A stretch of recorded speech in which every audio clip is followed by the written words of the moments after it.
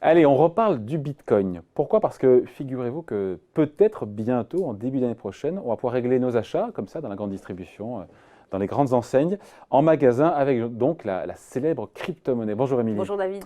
Bon, c'est quoi cette histoire? Parce qu'on a dit le Bitcoin, ouais, c'est hyper risqué, c'est décrié. Ça serait un sacré retour en grâce si on pouvait acheter avec, si tant est que j'y vois un intérêt d'ailleurs. Alors effectivement, on reparle du Bitcoin cette semaine par le biais d'une société qui est installée à Montpellier qui s'appelle Global POS. Alors c'est un créateur de solutions logicielles qui loue ses services à des grandes enseignes.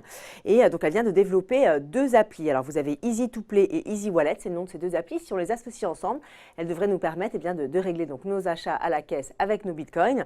Alors ce système, il est annoncé pour le premier trimestre 2020. 40 grandes enseignes seraient potentiellement concernées avec leurs 25 000 points de vente à travers la France. Alors c'est le cas par exemple de Foot Locker, Maison du Monde, Conforama, Sephora, Decathlon et j'en passe, voilà, des grandes enseignes.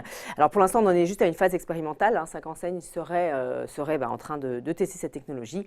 Et puis à noter, David, que les transactions seront au début en tout cas limitées à 1 000 € par achat. Bon, ce qui est déjà pas mal. Ce qui est déjà pas mal. Concrètement, comment je fais pour payer en Bitcoin? Parce que c'est pas un peu compliqué? Alors non, ça n'a pas l'air compliqué sur le papier. En tout cas, il suffit de se munir de son téléphone, de se connecter sur l'appli et d'y indiquer le montant de son achat. Ensuite, vous sélectionnez la monnaie dans laquelle vous souhaitez payer. Alors, ça peut être le Bitcoin, mais ça peut être n'importe quelle autre crypto-monnaie. Et ensuite, vous cliquez sur payer. Le tour est joué. En fait, l'appli va générer ce qu'on appelle un QR code qui va être scanné par la caisse et les enseignes vont ensuite recevoir un virement, mais pas en crypto-monnaie, en euros, grâce à un système de conversion instantanée. Dit comme ça, Émilie, ça a l'air quand même assez simple. On se dit, mais pourquoi ça n'a pas existé avant, quoi, hein? Alors, sur le papier, effectivement, je vous le disais, ça fonctionne bien. Dans les faits, il faut savoir que la transaction, en tout cas la validation du paiement, n'est pas instantanée. Ça peut prendre plusieurs heures. C'est vraiment là où le bas blesse. Alors, la société a la réponse à tout. Elle nous garantit le paiement du commerçant en faisant appel en fait, à des sociétés spécialisées dans l'achat et la vente de Bitcoin, ce qui devrait donc permettre de sécuriser l'achat. C'est ce qu'ils nous disent. Alors, ça reste à prouver. En tout cas, c'est pour ça que les transactions, elles ne sont pas gratuites puisqu'il va falloir rémunérer ces intermédiaires et ce ne sera pas l'enseigne qui sera mise à contribution mais l'acheteur. Donc si jamais un jour vous utilisez cette technologie, sachez qu'on vous fera payer un pourcentage de l'ordre de 1 à 3%. Donc finalement, Émilie, celles qui ont le plus à gagner dans cette histoire, ce sont justement les enseignes? Oui, alors on l'a dit, les enseignes, donc elles n'ont pas de commission à payer et puis ça pourrait leur permettre de s'ouvrir à une clientèle plus jeune, plus connectée. Pourquoi pas également à des touristes qui souhaiteraient s'affranchir des frais de change. En tout cas, il faut bien préciser qu'à l'heure où on parle, aucune de ces 40 enseignes n'a donné son accord pour utiliser cette technologie, contrairement à ce qu'on a pu lire dans certains articles de presse. En fait, on a cité ces 40 enseignes parce qu'elles font partie du portefeuille client de cette société Global POS, donc elles seraient potentiellement concernées.